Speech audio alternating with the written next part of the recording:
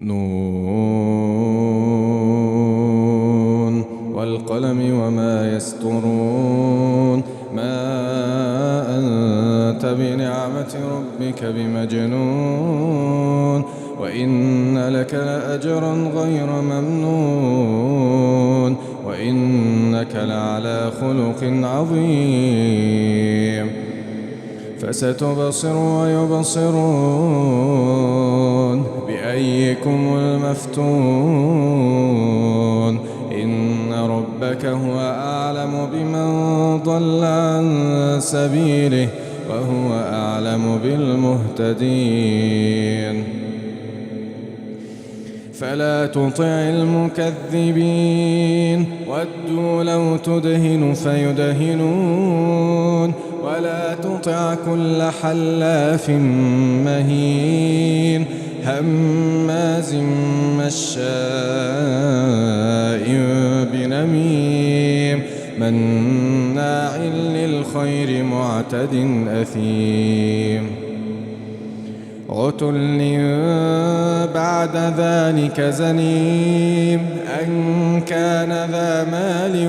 وبنين إذا تتلى عليه آياتنا قال أساطير الأولين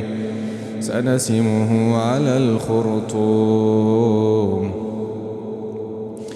إنا بلوناهم كما بلونا أصحاب الجنة إذ أقسموا ليصرمنها مصبحين ولا يستثنون فطاف عليها طائف من ربك وهم نائمون فأصبحت كالصريم فتنادوا مصبحين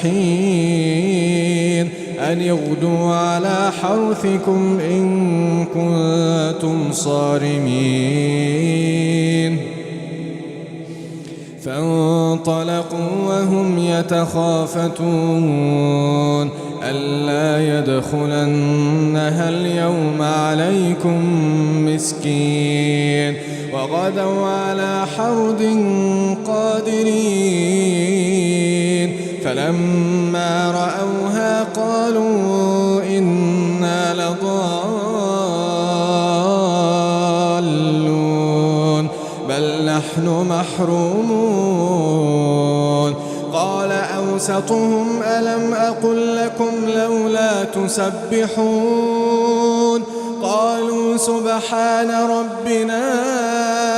إنا كنا ظالمين فأقبل بعضهم على بعض يتلاومون قالوا يا ويلنا إنا كنا طاغين عسى ربنا أن يبدلنا خيرا منها إنا إلى ربنا راغبون كذلك العذاب ولعذاب الآخرة أكبر لو كانوا يعلمون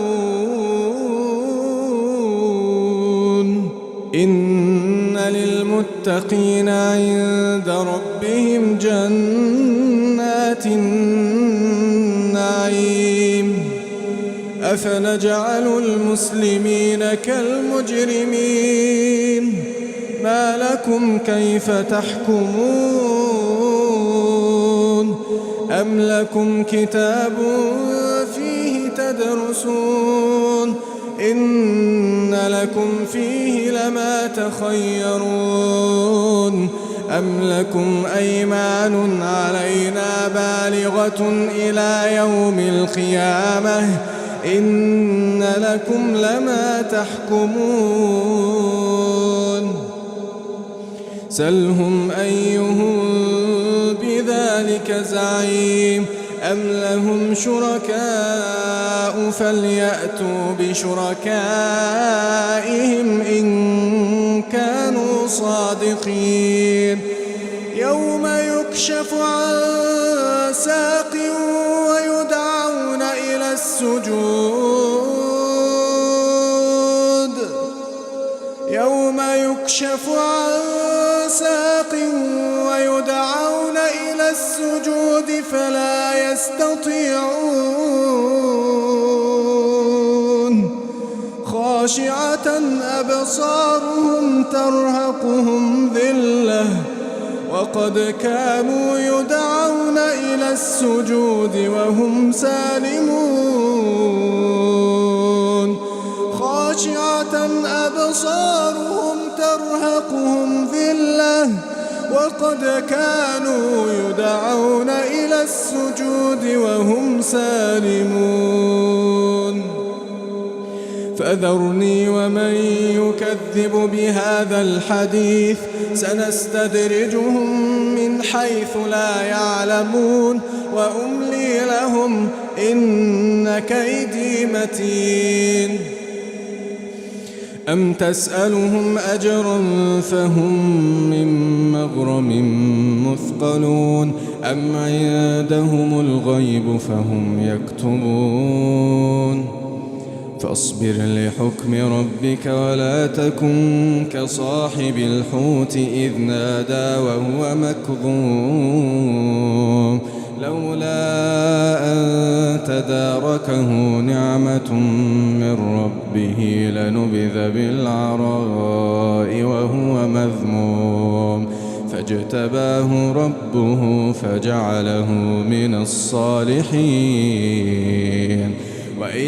يكاد الذين كفروا ليزلقونك بأبصارهم لما سمعوا الذكر ويقولون إنه لمجنون